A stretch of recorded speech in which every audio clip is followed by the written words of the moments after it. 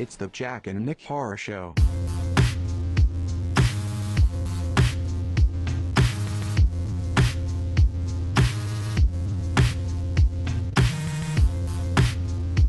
Hello, Nick.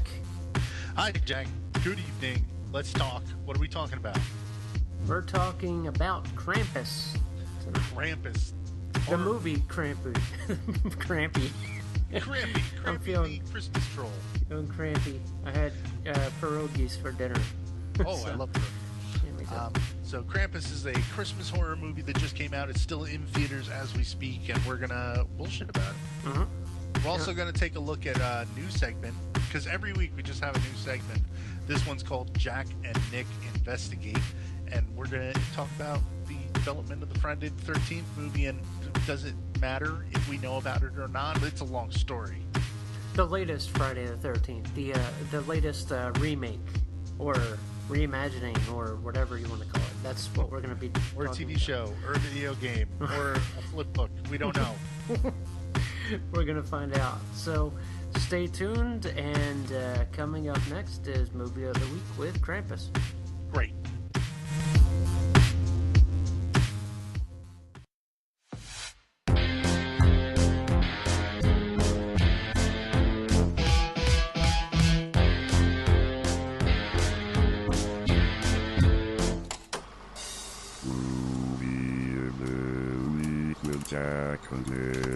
Krampus 2015, director Michael Dougherty, starring Adam Scott, Toni Collette, David Koechner, or whatever. This movie has a synopsis on IMDb. That synopsis is: a boy who has a bad Christmas ends up accidentally summoning a Christmas demon to his family home. Mm-hmm. And that pretty much sums up the plot. We're going to talk about Krampus. Nick, Right. you saw Krampus. Well, right. I mean, just before I want to talk about it, I got to bring up that this was made by the same dude. What's his name? Michael Dougherty. Or, I think it's Dougherty. It I could have be no idea. Dougherty. But he's the same guy behind Trick or Treat, the recent beloved cult movie Trick or Treat. I don't know if I almost called it a new horror classic, but I don't actually like Trick or Treat. And I know I'm like one out of every 50 horror fans who doesn't like that movie, but I just don't. So I really didn't know what I was going to think of Krampus. And the trailer looked kind of good. If you haven't seen the trailer, go watch it on YouTube right now. And by the way, while you're on YouTube, subscribe to Jack and Nick Horror Show on YouTube, because we also have a channel there. You might want to watch us. If you're listening on YouTube, hi. Hello. So, Krampus, man, I actually enjoyed the shit out of this movie. I'm so happy with it. I felt nothing like I did about Trick or Treat. I enjoyed it so much. I feel like there's a little bit of lulls here and there. It's maybe not a perfect movie, but I actually think it does great things to capture a really great Christmas vibe all throughout. And it's probably the best Christmas horror movie like this decade. I can't think of another. No, not just Christmas horror movie. I actually think that this is like one of the better Christmas movies this century, because there's not a lot of good Christmas movies. Almost every Christmas movie is just a disposable crap starring Danny DeVito or something, right? I don't know. No. There was that one. There was. Which I remember. one with Danny DeVito? I don't know. Google it. Nobody cares. The point is, this one was good for a Christmas movie, and I think Christmas horror-wise, honestly, from the top right here, I'm going to tell you, I think this is my favorite Christmas horror movie, unless I'm proven wrong when I suddenly remember one I like more. But I really enjoyed it. I think it has great effects, terrific monsters, and that's plural, monsters. It's not just Krampus, and that's not spoiling anything, because it, even in the legends of Krampus, he has like helpers and stuff. Man, it was fairly unpredictable and original throughout. It has references to things, but like so subdued references that it's not right up in your face on top of you. in ways that so many movies are like, oh yeah, we got to throw in this package we just got from Crystal Lake or something. You know what I mean? Nothing like that. I think I want to say though, the trailer makes it look like it's going to be a much goofier movie, like a very like a horror comedy. And this is not really so much of a horror comedy. It has funny moments, and there's a lot of stuff that'll make you laugh, but not. This movie's not a comedy. I wouldn't say it's not really funny for the first hour, but then everything kind of goes up really crazy over the top by the end, and it becomes this crazy haunted house movie or an amusement park ride, like a roller coaster. It's just fun to watch. It had great music, and I absolutely enjoyed it. Jack, what did you think of Krampus? Well, the first thing I have to say is that Danny DeVito is not in a Christmas movie. I Googled it for you, so I don't know what. He was in a Christmas movie. I don't. You can look it up while I'm talking. I actually just saw Krampus a few hours ago, and whilst watching the movie, I said, "This is pretty great." It is everything you said, Nick. I agree with. I don't disagree at all. I was kind of not necessarily. I wouldn't say blown away. I've heard that this movie, a lot of people are comparing it to Gremlins, and they're like it's in the same vein. And I believe the director has even said, that's what he kind of wanted to do, is make like a Christmas horror movie, like in the vein of Gremlins. And people are trying to compare it to Gremlins, and there's no real comparison. This is a much darker movie than Gremlins is, and Gremlins is pretty dark, but it's still funny. As far as the comedy of this, it kind of has the same comedy as Gremlins, but not as funny, because you're not really dealing with Gremlins. The cool thing about the movie is if you're just expecting to see, judging from the trailer, if you're expecting to just see this whole Krampus thing, which is going to get, the whole Krampus thing is really taken off in the zeitgeist already, where everybody has Krampus this and Krampus that. And if that puts you off a little bit, you might be missing out on a fun movie, because there is a lot more than just Krampus that messes with people. And I'm not really going to spoil it, but there's a lot more to it. So if you're a fan of Trick or Treat, unlike Nick, you'll probably really enjoy the movie, but also the other things besides Krampus that are in this, the other, let's say, creatures.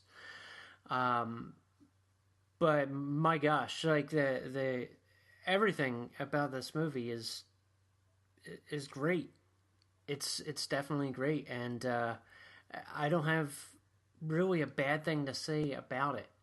It really took me by surprise. I was expecting it to be, serviceable and enjoyable, which it was, but it kind of surpassed that too, where I'm like, I would love to watch it again. So that's my take on it. Mm-hmm. No, man, I'd love to watch it again, because I felt like, I couldn't tell if this was like how this is going to land in my like overall rankings of horror movies or whatever, just because like I feel like I need to see it a bunch more times. I feel like I could watch this every Christmas and be happy with it. Mm-hmm. If you haven't seen it yet, I would say go out to the theater and actually see this movie. It did pretty well for a horror movie, and it deserves to do well. And if movies like this do well, maybe we'll see more stuff like this. And now this movie's kind of a creature feature movie, which I don't normally enjoy at all, but I really thought that the effects were killer. Man, like the different monsters that Krampus had with him and Krampus himself are so like scarily weird that or off-putting enough, or comedically goofy in ways that I don't want to spoil. Right. that I felt like it was just totally original and different. And I can't stress that enough, like how different everything in this movie feels from everything that we go and see in a horror movie. I think it just had such great, fun ideas laid out in ways that was like you really didn't know what was going to happen next. I never really felt scared when I watched this, and like I said, I never really felt like anything was making me laugh uncontrollably, but there were definitely like goofy moments that I laughed at, like when they start shotgunning creatures later in the movie, because that's what happens. It was awesome. Yeah. And I mean, it's almost hard for me to come up with criticisms for this movie, other than I felt like there was kind of a little bit of a lull to it, maybe at about the first half at one point. But I mean, that's such a nitpick that I can't even say that that's real criticism. Right, and I can understand that, but you get to know these characters a lot in the beginning, and you start to identify with everybody and understand their place and how they have to come together in, dire need, which is cool. Some of it is kind of like on the nose, I would say, but it really doesn't matter once the action kicks in. And speaking of, like, the rating for this is PG-13, and I would say this is one of the best ways to do a PG-13 horror movie. Right, and don't let that turn you off that it's PG-13, because it is still, it has blood in it. It's just the blood of, like, the creatures. The same way that, like, Gremlins will have, like, a gremlin being thrown into a microwave and exploding. Right. The MPAA, when they rate the movie, they don't consider that to be, like, human violence or whatever, because you're hurting the creature. So they got away with a lot of stuff in this movie that would not be in a PG-13 movie normally. Right. And if the only thing that it would be missing would be human gore and nudity. That's right. about it. And that's it. Like, that's really that's it. The only thing that's missing from the movie, but it doesn't have to be in this movie at all. No, there's no place for it, and it would have been regular gratuitous horror movie stuff if they had. And I feel like, in a way, they kind of were able to work without that, And it was completely just great. Oh man, I'm trying to think of some of the other stuff in here that happened. We have great music. Okay, now there is a part where people are sort of being like torn apart, but you're not seeing it because it's well hidden for reasons that you'll understand when you see it. And playing in the background is this haunting choral rendition of Silent Night, very slowly playing in the background. And I was like, this is fucking wonderful. I added songs from the soundtrack, or the score rather, to my Christmas playlist on Spotify, which might seem inappropriate, but they were good. And I felt like they just used stuff in such a great way, Yeah. It definitely has some wonderful moments too that you don't see coming. Absolutely. Right up and until the end, which, I mean, without spoiling it, I'll say that the end was not something I would have predicted, but completely perfect. Yeah, it really is. And it's kind of hard to say without spoiling it, and we don't want to spoil this movie because it deserves to be seen. It definitely deserves to be seen in a theater. So if you do consider yourself a horror fan, I would suggest going to go see this right now. Like, stop listening and go. Yeah, why are you listening to us? Go pay to listen to someone else. If you are a Trick or Treat fan, just to let you know, and I believe it has been approved or is getting there, but this was the movie that the director had to succeed with in order to get Trick or Treat 2. Right, and his possible Easter movie, which he wants to make an Easter horror movie as well. Right, so its budget was $15 million. It's grossed $28 million so far, which is substantial for this kind of movie. And this movie, it came out, it struck while the iron was hot, because in a couple of weeks, or not even a week, we're going to have Star Wars. Mm-hmm. We're going to have Hateful Eight, we're going to have all this other stuff, but there is no horror film during Christmas. There's no Christmas movie during this Christmas season. And no, there was that one, but I think it's already out of theaters. Which one was that? The one with Danny DeVito. No, I don't know. There's no Danny DeVito Christmas movie. It just doesn't exist. It might be in your head. I found 3, all right? He was in Deck the Halls in 2000. Oh, that's right. That's the one. Against Matthew Broderick, where they're like neighbors. He was in some Italian movie called Christmas in Love, which nobody's ever heard of, apparently. And he was in some other made-for-TV movie called Little Spirit Christmas in New York, where he was the narrator. So, Nick wins. Well, he's the narrator, but Deck the Halls, you're right. God, I take it back. The microphone, I'm sorry. It's okay.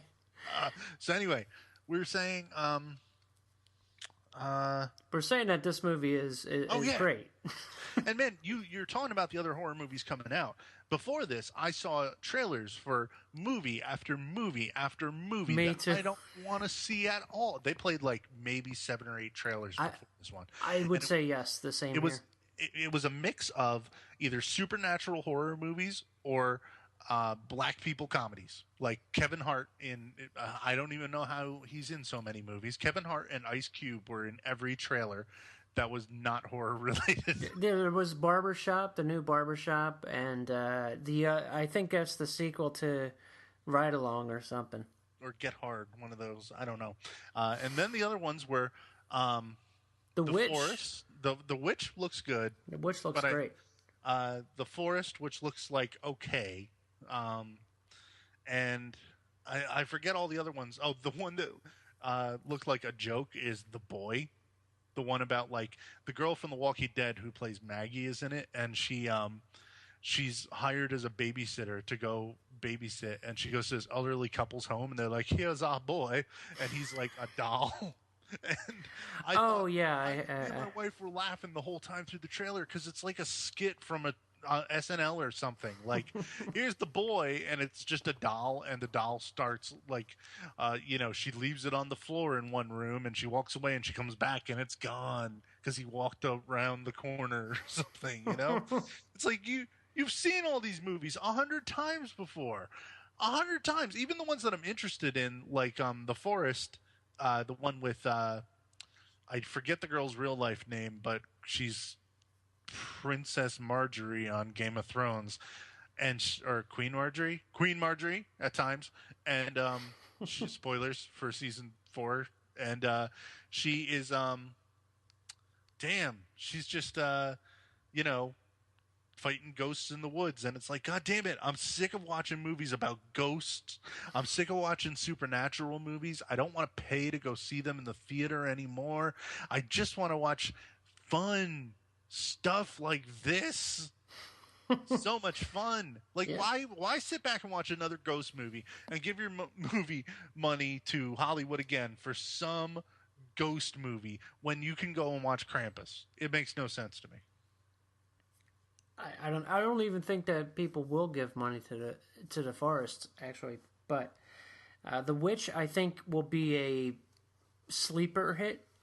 No, The Witch looks like it'll be cool, and I mean, at least that's witches instead of ghosts, I hope. Yeah, I don't know, but getting back to Krampus, the cast of this too, that's kind of where people would think it would be a comedy, because you got David Koechner, you got Adam Scott. As they're the leads, and Adam Scott's not funny in this at all. He's not supposed to be. No, and he's not. He's at his least douchiest, I would say. Yeah. I felt like he was more like Jason Bateman in Arrested Development than Adam Scott, right, in his typical roles. If you don't know who he is, he's the guy on. He was in Piranha, Parks and Recreation, Parks and Rec, and he was in He's in Step Brothers. He's the other brother who's not a messed up loser, right? I assume I haven't seen Step Brothers. I think so. Maybe he's in some other movie where he plays that role. I don't know. But David Koechner is now, I think, typecast as the douche in every movie that he's the in. lovable douchebag. The lovable douchebag, yeah. Sometimes it works. Sometimes it's great, and sometimes it's just like, oh, this guy again. Right. But I think he was really great in this too. Man, there's so much about this movie I want to talk about, but it's going to spoil it. So, again, go see it. Right. I mean, what else do we need to say? Krampus is approved by us. Go see it instead of the other horror movies that are out there. I think you're totally going to like it. I think anybody who doesn't like it, I don't even know. I didn't read any negative reviews of it, and I know that there are horror people out there who don't like it because there are always horror people out there who don't like good things. But I don't even know what have people been saying about this movie, the haters.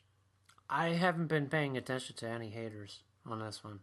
Huh. The only thing I've heard is just that people complained before it came out, saying that they wished it was PG-13 and they want an R-rated Krampus movie. Right. And I would say if you want an R-rated Krampus movie, go get A Christmas Horror Story. It's an horror anthology. There's a Krampus story in it, and it has the gore that you want. And then you can be happy with that. But I mean, really, if you need that and you can't watch this movie and enjoy it because of that, then you kind of miss the point anyway. You miss the point, right, yeah. Oh, man. Christmas Horror Stories are really good, though.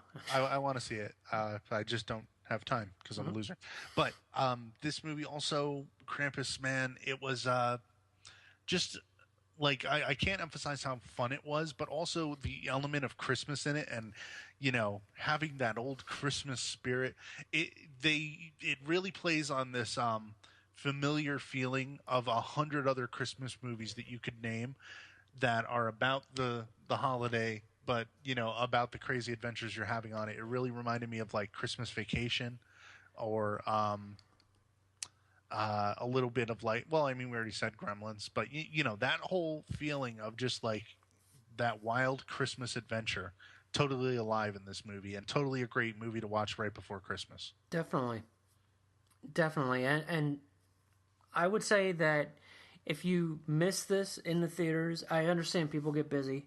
This is my first time in a movie theater since May to go see Phantasm in Texas. Like, I don't go to the movies at all. I used to go to the movies every week. I guess it could be just me getting old or whatever, but I have no interest in non-horror movies in the first place anymore, I would say, because it's just this. It feels more of the same to me than horror movies. But even horror feels more of the same in theaters, and I haven't paid to see a movie in a theater for almost a year. That's pretty bad. Goes to show you how many horror movies are out. But, yeah, just if you don't get to go see it in the theater, I would say just wait till the Blu-ray comes out and buy it. Straight up. Don't. But the problem is that it'll probably come out when it's not Christmas time. And you're not going to be in the mood to watch it. So if you're unless in the mood, they hold it till next Christmas, but I doubt it. I bet it will be on. It might be on DVD before Christmas, for all we know. Probably, yeah. I mean, they got that Christmas Horror Story out on VOD. Was it in October? I mean, they got it out there quick, but because you know, and it's got Krampus on the front cover. I mean, there are other Krampus movies coming out and have already come out. I know that, what's his name from Bloody Disgusting, who doesn't work there anymore. I can't remember his name, but he has a movie called Sleigh Bells, which is about Krampus. And Kevin Smith has one, too, that, if I'm not mistaken, right? No, you're mistaken, I think. I could have sworn he said he was doing a Krampus. I guess, I mean... I think he wanted to do a Krampus, yeah, but I don't know. I mean, the next one is the Hosers or something, right? Yeah. Yeah, I don't think that it would be wise to do any more Krampus movies. Because this one pretty much destroyed all of them. Oh, yeah, I can't even imagine.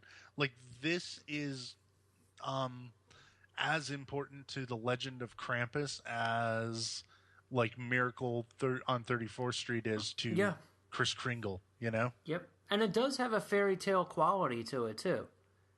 It's got so many elements. It really has, and it's like I mentioned before, it's dark, but it has some tense moments in it, too. Mm-hmm. And if you see it in a theater with the tremendous sound system, it's quite great. So, yes, buy this movie. Nick? Yeah, Jack. Buy it. I want to. I actually think it's something worth owning. There you go. All right. Let's go and investigate stuff. Mm-hmm. Let's talk about what the hell Friday the 13th and coverage of Friday the 13th. More importantly, about the coverage of Friday the 13th. Let's do that.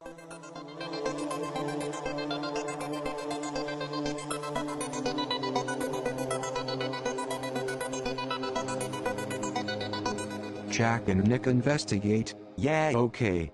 As you probably know, if you're a horror fan, I'm sure you've heard the Friday the 13th movie, the next one in the series, and the whole series and franchise itself has been in this state of upheaval for the past couple of years.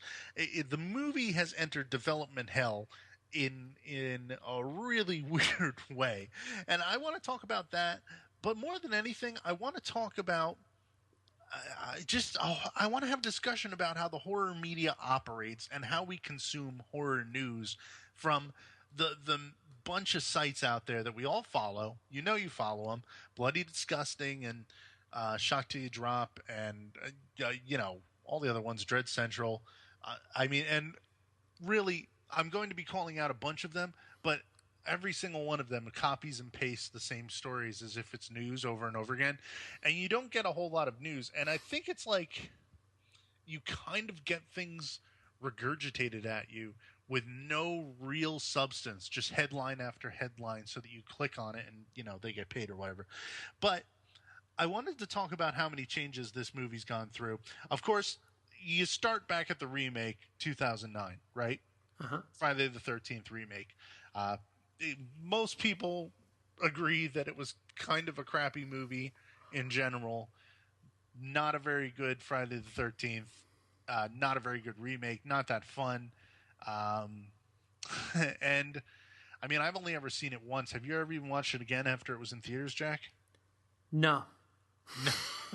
I saw it once in theaters. I was like, yep, that's it. And, I mean, I think we can all agree that it didn't really get what made the Friday the 13th movies really great. And I know that there are people out there who like it, or at least say it's better than some of the other ones, which is totally true. It's not the worst Friday the 13th movie, but it's not a very good movie at all. And, you know, after that, there was talk of maybe doing a sequel to that movie. There's always been bandied about the rumors that they were going to do one in the wintertime at Camp Crystal Lake. But that movie slowly became, over the years, that it was going to be a found footage movie, because that was, you know, the in thing for a couple of years. And I think that this is the first year where we really got away from that, right? Not many big releases were found footages, right, Jack? Not really, no. I think it was just Unfriended and Paranormal Activity 5. Pretty much, yeah. A lot of it was mostly VOD, but that's kind of ran its course. So I wanted to look at this just by going over Friday the 13th headlines from Bloody Disgusting throughout the year of 2015. We're now at the end of it, so we've got perspective on these headlines. Basically, it starts in January, where the reboot, which was coming allegedly in 2015, got shifted to 2016 in January. Okay, Friday the 13th reboot shifted to 2016. Days later, are these the Friday the 13th writers? And I think that's about the time that the director of the Amateur Night segment in VHS 1, his name's Jason Bruckner, got attached to the movie, and they had all these great ideas on what they wanted to do, but they weren't going to talk about yet, and all that stuff, right? Right. That's pretty much the news reporting that we heard at the time as horror fans. So later on in the spring, we get the news that Friday the 13th is not a sequel to the 2009 remake, which wasn't really news, and the story itself had no real details in it. Again, this is all just disgusting.com stories. We did get days after that, this headline, my favorite of the whole bunch. Jason Voorhees getting an improved Friday the 13th machete, question mark, exclamation point, which purported to have been a report that Jason was getting a new machete. That one's probably the dumbest that this story is going to take. But continuing on, 2 months later in July, Friday the 13th writer turns in the draft. And it's like, okay, they turned in a draft of the script. If you know anything about movie making, every movie is rewritten several times. Normally, the writers who start with the first draft don't even get credited in the final draft of the movie. And I mean, there's a lot of different places that you can read about or learn about that sort of thing. A lot of documentaries on Netflix, but it's pretty messed up. And it's definitely, once again, sort of non-news. So then the next month, CW, the channel, CW, actively developing Friday the 13th TV series. Okay. So this is taking a turn, right? We were talking about a movie for years, and now, you know, we had started throughout this year talking about the possibility of a TV series produced by Sean Cunningham, who produced the original Friday the 13th movies. 2 months after that, Friday the 13th, the video game gets announced. Which, it's like, okay, where the fuck is this franchise? Where is it going? You want news on the movie? News on the movie came in October. Friday the 13th shifts to 2017 in the hunt for new writers. So pretty much, how many news stories that we had already heard about this had been negated by that one? I think 20. You're going to see that this just goes in circles and circles. The next month, Sean Cunningham, we're up to November 2015. Sean S. Cunningham talks Friday the 13th TV series and new movie. The next month, December 2015, Friday the 13th lands an impressive new writer. Like, that was just a couple of days ago. So this cycle is just never ending. See, even on Bloody Disgusting, and this is just Bloody Disgusting, not counting Dread Central and everybody else who do all the same things. They actually run a story that involves Friday the 13th at least once a week, sometimes 2 or 3 times a week. Not just the new movie. They do stuff like ranking every kill in the franchise. Every movie in the series gets ranked in articles year after year. New recut trailers edited by fans. Looks at the old video games. Looks at an article about Jason being in Mortal Kombat. Several of them. They do list articles with best sequels, best remakes, directors, and best kills and characters. And of course, there's news about Jason being a guest in Mortal Kombat? Wait, did I already say that? Mortal Kombat? Jesus. I don't know, man. Just like them, now I'm repeating myself. And one of my favorites that was buried in there is Jason Voorhees would be turned into a Mr. Potato Head. It's like, seriously, 2 articles a week. And, I mean, obviously, I can't even ask the question and be open-ended or unbiased about it and say, is this an oversaturation of Friday the 13th news all around? Because it's obviously an oversaturation of Friday the 13th news. And, I mean, for me as a horror fan, what this does, watching the life cycle of a movie just go up and down and up and down. And granted, as a horror podcaster, I tend to follow it more than I did when I was just more of a casual horror fan, I guess you could say. Like over the past couple of years, I've seen so many movies come and go that never even happened, just based on the headlines and rumors of what's out there. A lot of times, these news sites are reporting on things that just have absolutely no substance. Reports from where are they getting these reports? And you know, they're just doing their best to stretch it into like a 3-paragraph story about this movie will not be a sequel to the 2009 remake. No real substance. You know what I mean, Jack? Mm-hmm. So it kind of drives me nuts. And I put out a question on our Facebook and our Twitter. By the way, if you want to be participating in this show, follow us on Facebook and Twitter because we're always putting stuff out there. I put the question out to the fans, and I'm going to read it exactly so I don't screw it up. What do you think of the ongoing news about the Friday the 13th series? Does it frustrate you that there's so much of it that doesn't come true? Or do you just get excited that it's out there somewhere being developed? Are you excited about it at all? I mean, even that's where the question ends. But even to go on a bit, like, should you be excited? Is there anything to actually be excited about? Because maybe this will never come out. What if that happens? Right. It has happened. I mean, we're already now it's going to be, in a couple of weeks, 7 years since the last movie came out. That's one of the longest gaps in the series since, after Jason Goes to Hell. From Jason X to the remake, I guess. Right, exactly. Well, was it? Or was it Jason Goes to Hell to the remake? I don't know. Somewhere, we've had long gaps before, I guess I should say. But it's kind of, I don't know. For me, it's a real pain in the butt that we have to read about it so much and there's just nothing. And I think it says more about horror news and horror news cycles, that they're just desperate to put anything in front of you that you're going to click on rather than actually giving you something of substance. Right. Well, I'll weigh in a moment. I just want to go over some of the listeners' feedback on the subject. Sure. And we have at Josh McMillan. He says, "I'm dying for them to release a new one. I get as hyped for the slasher franchises as everyone else does Star Wars." He also goes on to say, "Last I heard was they got a new writer. Other than that, I know they have one coming, but it's just a waiting game, I guess."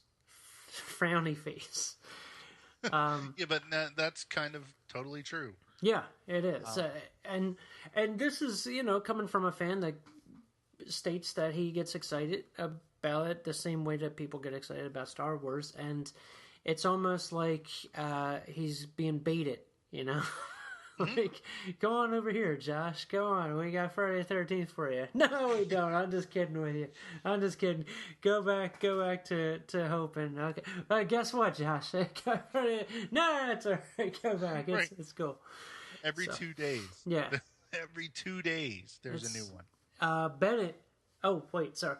At Zombear13 says, at this point, I don't even listen to the quote-unquote latest news on a new Friday 13th. Wake me up when cameras are rolling, then I'm in. Exactly. Yeah, and you see, it does jade some people, like, who don't have, who've been broken down by it, that didn't have the force of will that Josh might, to carry on, to carry on with it. It kind of wears you down and makes you sick of hearing about the stuff that you actually legitimately do enjoy. Right, because that's exactly where I would say I am at with this, and to be honest, a lot of horror news, and I'll give my 2 cents in a little bit. We also got Sean Kelly from Facebook. He says, "I've given up on that. I don't care anymore. Maybe I'll be excited for when it. Maybe I'll be excited for it when a trailer comes out. It's just annoying now, and the news about that." That what they're doing with the new TV show, bandwagon jumping.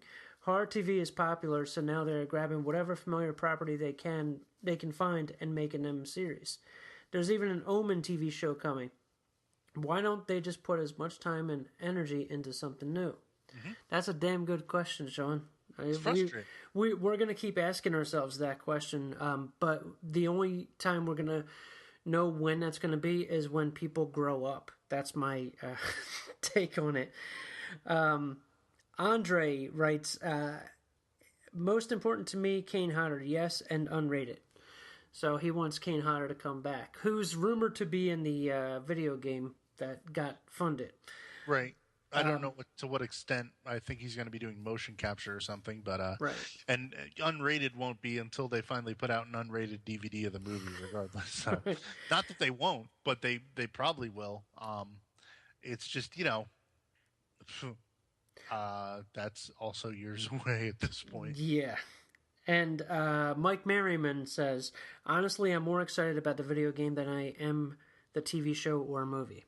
Right. And I mean, if you want to talk about video game reporting, it's a whole nother story where it's very similar stuff where, especially with video game Kickstarters, there are some that have been really successful and raised millions of dollars, and then they push the game back 3 years and nobody remembers that it was coming out, and then it doesn't.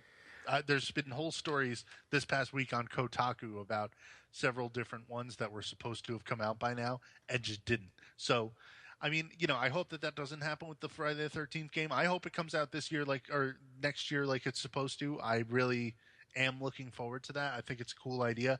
I don't know. I don't know. I don't know. I just don't trust horror stuff because of all this stupid shit that happens. It makes me not trust the news that I hear, especially whenever you hear the first news story about anything horror related. It's just like, oh, that this is about to change. You know what I mean? Yep. And to add to Merriman, I too am excited if the video game does get made. That would be great. Mostly because I've just played Until Dawn for PS4, which I just got, and that game is spectacular. But as far as plot line goes, that's a totally different subject in itself. But it's a horror game that follows all the slasher tropes at first, but there is a massive twist in the game. A couple of them actually, which kind of changes everything. So it's not necessarily a slasher per se. And I really enjoyed the slasher element of it and being put into that realm, and it was cool. And I could see something like that being really fun with a Friday the 13th game or any kind of slasher game. I think it's a good. I would say it's a good wave of the future for the slasher genre to put yourself in the throes of a killer or whatever. Mm-hmm. So I think that would be cool. But I just want to thank you guys for the feedback. First off, that was really, thank you. Cool. I'm sorry I put it out so late this week, so we didn't get as much as normal. But please, like I said, follow us on Twitter at Jack and Nick Show, and on Facebook, we're just Jack and Nick Horror Show. Look us up and follow us so that you can also be part of the discussion in future episodes. Right.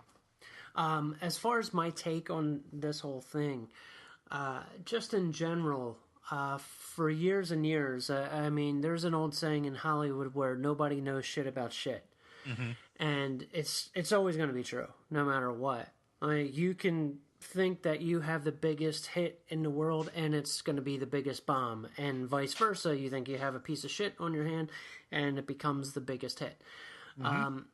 And when it comes to developing a film or actually having it released, getting anything, just anything in general, with a film, the news for it just goes around because people in California and Hollywood love to talk. They love talking about stuff so much so that they start to believe their own lies and will just continuously regurgitate it and change it.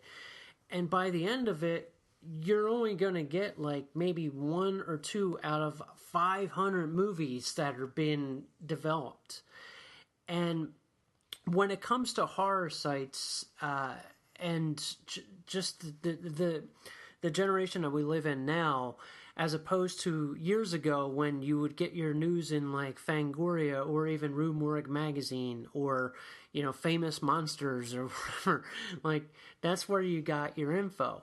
And even then, they would say, well, John Landis is going to be directing the Creature from the Black Lagoon remake with the original writer involved, and this is going to be great.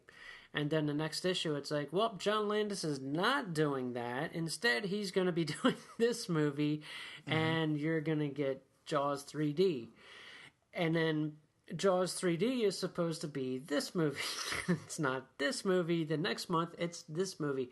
So this has been going on for years, but now that it's almost like everybody has a voice on social media, including the fans and horror writers, and a lot of them never went to school for journalism. They just do it as amateur, and they'll just put stuff out themselves just to get people to pay attention to them and to get hits. And with hits, they get money from advertisers, and that's kind of what the whole game is, which I understand because they have to keep their site going and they have staff to pay. I get that. But even regular news sites, and I mean, just the social media itself has become so just overblown to the point where you can't look at least I can't, being a horror fan, I can't look at my feed without seeing Friday the 13th story all day long from about 20 to 30 different news sources. And it's the same stuff over and over again. Just recently, Phantasm is getting a 4K restoration from J.J. Abrams. And now I've said that on the show, which means that I'm part of this. but like, the problem is that I saw this all day long. Like, for the past 2 days, it's just, did you see that J.J.? And it's always twisted. Like, J.J. Abrams saves the Phantasm series.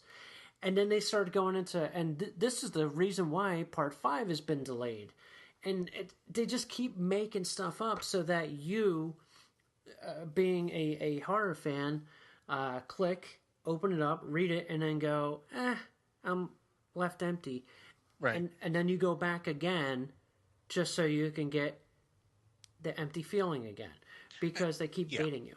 Sorry, and it's not just a problem. I want to be clear that this is not just a problem that's, specific to horror movies. Right. It's really true of like anything that you could be interested in. Superhero movies, like I said, video games, hell, pro wrestling. I've read the most ridiculous rumors and stories about the pay-per-view this week, and and I'm sure that it's true of like regular sports and anything else, that like the stories on the internet do not necessarily match up with reality, and you have to kind of be a smart consumer about it. And I hope that the people listening can at least sort of take that with them. Don't believe everything that you're hearing online, even if you are excited for it or whatever.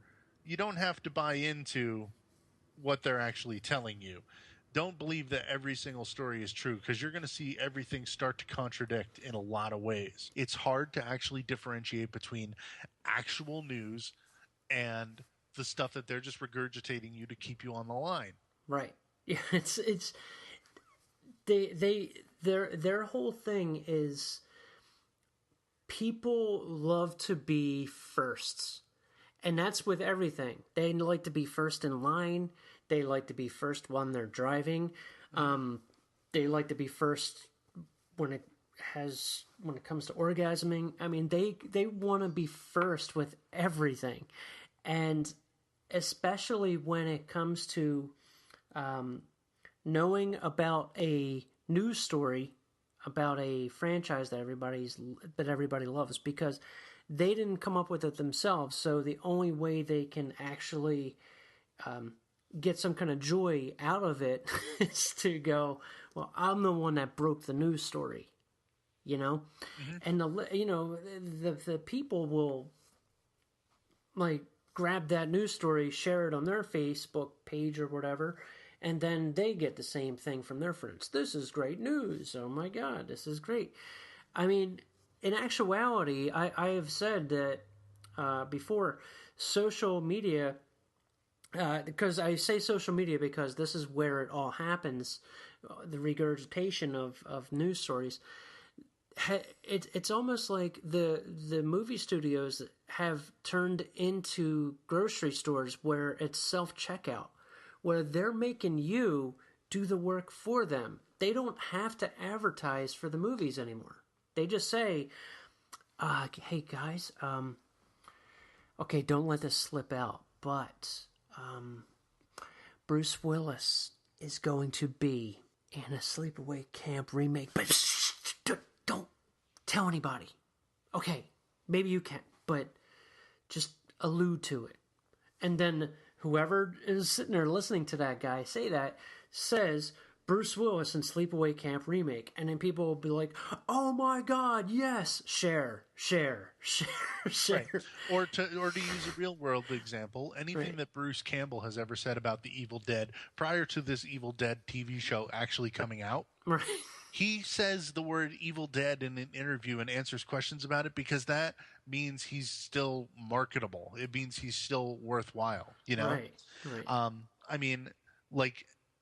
And it's not just the ego boost that they get from horror sites calling them up. It's also that it keeps them marketable so that they can point at it and go, see, they really want another whatever, so that they could someday, just like with Ash vs. the Evil Dead, go back to it and actually still, get paid to be that character again, even if it's, sort of silly. I haven't seen all of Ash vs. Evil Dead. It wasn't that bad in what I saw of the first 2 episodes, so I don't know if that's still good or not. I can't really comment. Mm-hmm. But even so, it's like, why? Just like what Sean said in the comments, why do we keep going back to the same things again and again when we have a movie like Krampus here tonight that we talked about, totally original, totally new, totally different. I mean, not totally original because it's based on legend, but totally something worthwhile to talk about and just, have fun with, and an unpredictable adventure versus all these predictable same story. You know what I mean? Yep. It's become. I mean, and I'm not dogging Bloody Disgusting or any of them, because I understand what they have to do, and they have to keep people coming to their site, which I get. And even, that's the other part of it, is like, you totally get that there are actually people who live off it and make a living doing it. So I'm not saying that they shouldn't put out a news story, even if it is just clickbait. I hate clickbait. I really do. But at the same time, I understand, you're actually making money off of it. It's feeding your family, whatever. I can't say anything, against that, I guess. But at the same time, I'm talking more to the horror fans that are like, be smart about what you're consuming. Don't believe everything you're reading. Understand that you're being manipulated daily by reading these type of things. Right. And it's not just them. I mean, there's clickbait for so many things that, you're not going to believe what happens next to this. And you click on it and you're like, oh, really, that? And one of your friends will share it, and then you just... It's that human instinct that you have to see the train wreck, or you have to see the car accident. The Friday the 13th series, though, I think, in actuality, it's been dead. It really has. The only place, the logical place that it could go would be the video game. I think that would be the logical place to take that and just leave it be, because there are so many other genres or subgenres within horror that you can go to that a lot of people will go see. I mean, I was actually excited before Krampus to actually see the Witch trailer and to see the Forest trailer, just because I'm like, wow, they're actually releasing horror movies. This is pretty neat. This is cool. They're going to release these in the theater, so that's pretty cool.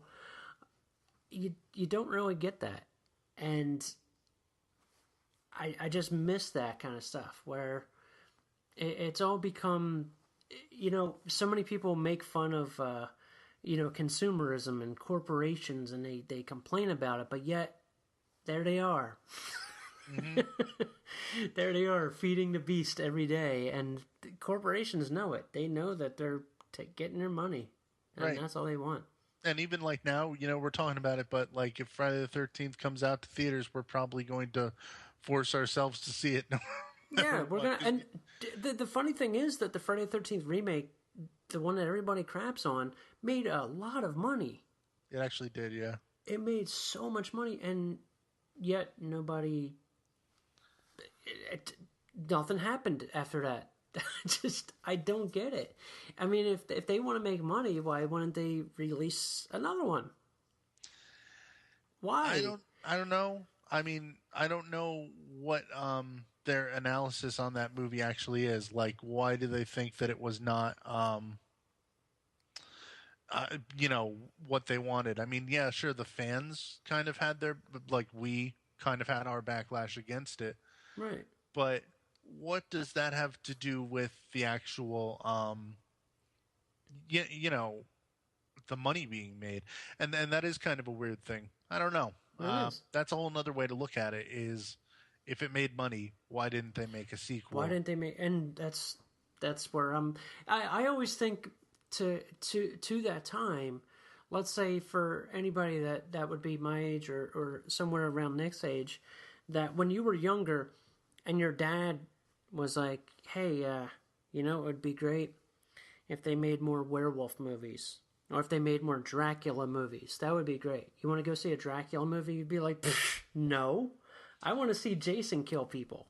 That's what I want to see. Exactly. If they were out there saying, let's go see, what do you call it? Bela Lugosi playing Dracula yet again. Just like, let's dig up Bela Lugosi's corpse and roll him out like Bernie. Right. Would that have excited 12-year-old you? No, it wouldn't have. And that's the same thing that's happening right now, except these poor kids are being forced into, the kids that, and that's why a movie, like you said, like a movie like Krampus that came out is something that some kid out there is going to see and be like, that's my movie. I love horror. That's my monster. I don't know. I mean, I encourage, especially if you're younger and you listen to this show. I doubt you are, because I'm bet. And if you are, let us know. Listeners are old. Yeah, please. We don't actually know. Like, I don't know what, if I had to guess, most people who listen to this show are probably our age, like between late 20s and early 40s, is my guess. But I really have no idea. If you're actually young and you listen to this show, let us know, because you're probably the only one, and we totally want to hear about it. Anyway, tell us what you think. Please, always tell us, do you think that, like, enough with the Jason already? Is it time to move on from Jason and move on to new monsters? What is more interesting to you? Is it just that nostalgic love, or what? I mean, I don't know. I feel like very torn on the subject, because on one hand it's like, sure, I want to see more Jason, but on the other hand I'm like, if I read another goddamn story about Jason from bloodydisgusting.com, I'm gonna fucking puke. Well, I mean, yeah, they're the thing is that they hear rumors and they want to be first to report it. Not just them; it's whatever site. Yeah. And once they report it, the other sites see it, take it, rewrite it, and just throw it right back out again. Sometimes with the same exact still as the other one. You'll see it 100 times on Twitter that one day. Absolutely. I saw something like that with John Squires, Freddy in Space. He wrote for, I guess it was Horror Love, or maybe it was Blumhouse.com. I can't remember which one. But about the alien egg design from NECA that has the face hugger that comes out of it. And he was like, hey, they're releasing this. It's really cool. It becomes a big deal. Terror Time, Tom Holland's site, even though Tom Holland really doesn't run the site, released the same exact story, but they copied everything that Freddy in Space said. Mm-hmm. And just posted it. And that happens to him a bunch. Yeah, and he called it out, which was great. I mean, kudos to him. It's, you know what, Nick? It's almost like that Alien story, which I knew would never happen. Oh my God, that should be a Jack and Nick investigate. What the hell happened with Alien 5 / Prometheus 2 / is still ongoing with all of these things? I'll tell you exactly what happened. It's Ridley Scott said that he made a mistake in letting the Alien franchise get away from him, so he took it back. Mm-hmm. And I knew that would happen because you have to understand, this isn't Marvel and Disney who already have movies lined up until 2030, and for anybody that loves that kind of stuff, just think to yourself, what if these movies start bombing? What happens then? Are you still going to get them? They'll enter. They're starting to enter their downward cycle. That's totally going to happen too, and Right, they'll but make adjustments later on. I'm sure. But I'm saying so many people that are fans of that are always the ones that complain, well, you can't set up a sequel. You have to make a singular great movie. Mm-hmm. Granted, they do most of the time, but they're already, but they're already set in movies like 20 years from now, and it's like, guys, just focus on now. But that's besides the point. But the Alien franchise, the whole entire thing is that they drum up. Look, this isn't the way Hollywood works, and I'm not no insider or anything, but it doesn't work where you create this whole thing where, oh my gosh, this is what Neil Blomkamp's idea for Alien was. Spread it around, and then after a while it becomes a big news story on social media, and then 20th Century Fox goes, that's it. We're listening to the fans. We're going to let Neil Blomkamp make this movie and develop it. Everybody's like, hooray, rejoice, the nerds win, yes. And then Ridley Scott goes, yeah, fuck that guy. I lied about Prometheus not being an Alien movie. I'm going to take it back, and now I'm going to force it back into the series and just make it an Alien movie. I mean, yeah, the Alien development cycle has been much, much weirder, and I don't even understand it. But that's the thing. It's just how Hollywood doesn't. They can't just make an announcement and go in and make a movie. It doesn't work like that. There are legalities. There are schedules. There's a lot of factors that go into this, and you can't just make an announcement on a social media site or a website and say we're going to make a movie and then just go make it.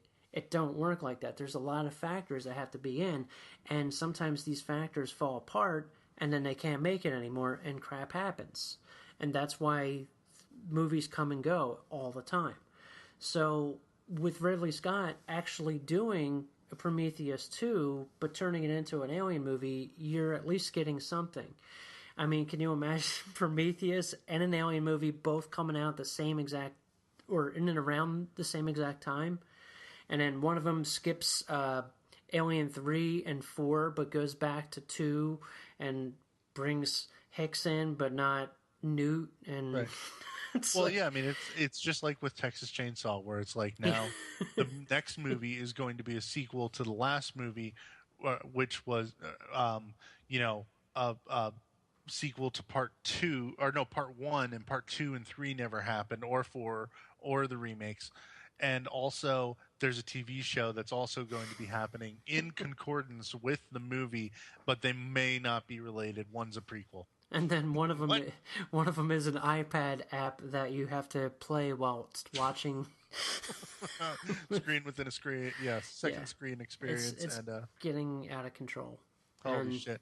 Well, at any rate, I mean, Jack and Nick Investigate. That's what this was. I really just wanted to talk about the weirdness of horror news. I hope that, other people out there, at least listening, are like commiserating with us, Or they think we're jackasses.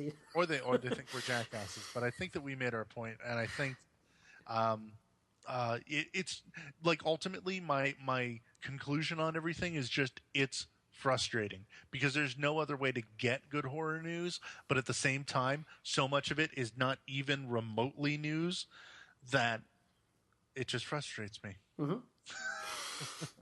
So I guess that this was Nick and Jack investigate and sort of rant a little, or Jack and Nick investigate. Nick investigates while Jack and listeners rant. Right. But I think that when you actually go through and read the headlines on a developing story like that, an forever developing story like that, it's kind of funny. Right. And I think that there's more of it, everywhere. Like you said, Jack, like with the Alien one and stuff. So we'll probably do this segment again, maybe just for Alien, and try and figure out all the different ways that Alien has gone and could go and will never go. Right. Ay. So let us know what you think. And I guess that's it. Yeah, that's it. It's okay. High five. Internet high five. You gave yourself a high five. I did.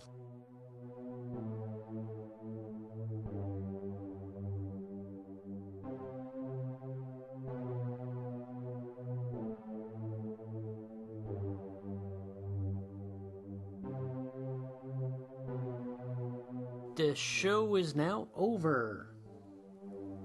Good night, Nick. Good night, Jack. Thanks for listening, everybody. Like I said, follow us on Twitter at Jack and Nick Show. Follow us on Facebook. Follow us on YouTube, where you can listen to these shows if it's more convenient for you to hear it rather than listening on iTunes or Stitcher or whatever. Right. Yes. And we hope the listeners enjoyed our little rant. It's something that we don't get to do too much on the new show that we have now, which is good. I mean, we did it for a Christmas special. It's a Christmas special. We gave the listeners kind of a taste of the old Jack and Nick, right? Or the Jack and Nick when they're on the phone with each other. Right.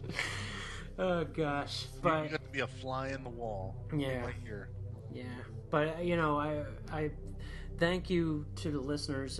Your feedback has really meant a lot, both in accordance with the questions that we ask, or just telling us in general that you're enjoying the show.